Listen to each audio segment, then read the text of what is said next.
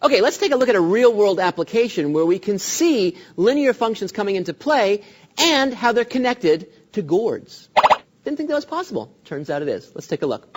Okay, so Jack rents a space at a farmer's market and pays the market manager $6.50 for each gourd he sells. So these gourds must be selling for a lot of money because he's going to spend $6.50 just to pay for the opportunity of selling a gourd. That's some gourd. Okay, now the amount Jack pays each day is given by the function f of x equals 6.50, $6.50, x, where x is the number of gourds sold. So our mission is to graph this function. So let's graph the gourd function and give its domain and give its gourdy range. Okay, so what I'm going to do is just pick some values for x, and I'm going to graph the function. Now, here, we have to be a little bit careful of the values we pick. For example, it doesn't make much sense to pick a negative x because that means that he sold negative gourds. And he can't sell a negative number of gourds. It's not as though people can come back and say, I want a refund on my gourd. Hey, here, take this gourd back. No. No refunds. So we can't have negative gourds. So we start at 0 and we can work our way up. So let's fill in the chart. So what do we have when x equals 0? Well, I'd write that as f of 0. That means I'm letting x equal 0. And then I have 6.50 times 0. Well, anything times 0 is 0, so it's 0, which makes sense. If he sells no gourds, then in fact, he has to pay nothing.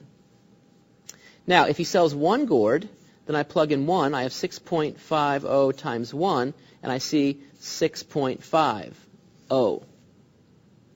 If he sells two gourds, he pays, well, f of 2 equals 6.50 times 2, which is $13. If he sells 3 gourds, so I'm letting x equal 3, and plug that in wherever I see an x, I'm going to put in 3. I see 19.5. And finally, if he sells 4 gourds, that's 6.50 times 4, which equals $26 he'd pay. So here's a list, a chart of various values. And looking at this, we can actually determine the domain and range.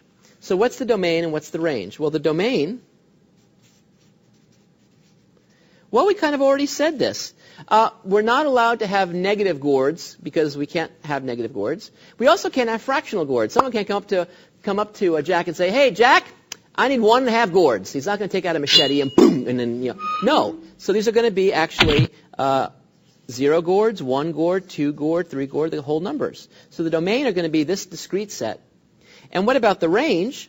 Well, the range are dollar amounts that Jack has to pay depending upon how many he sells. So the range are also going to be discrete, but they're going to be dollars, like $0 if he sells none, $6.50 if he sells 1, $13 if he sells 2, $19.50 if he sells 3, and so forth. You get the idea.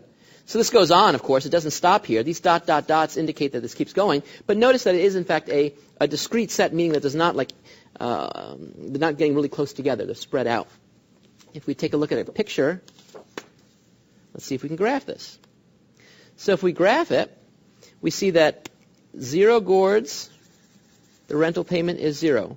1 gourd, the rental payment is $6.50. So let's see, 2, 4, 6, and a little bit, 50 is right here.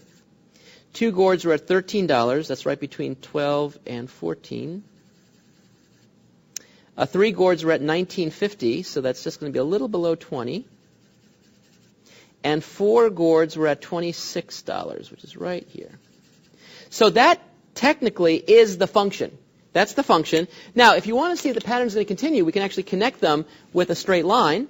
Although, remember, these points are not in the allowable domain. But just to see that the pattern continues, let me just put in here a very light line. Of course, I messed my line up a little bit. So, by the way, here's a little secret. If you mess your line up, just make it thicker. Watch this. Let me just show you, by the way. This is a good little trick. Make a really thick line. All of a sudden, they'll never know you messed it up. Okay, so the bottom line, which is what we're talking about here, profits, is that, in fact, we see that these points actually conform to a linear function. They conform to a line. But the precise domain itself are these discrete points here. The line just shows the pattern. Anyway, have fun with your own gourds and your own linear functions. I'll see you soon.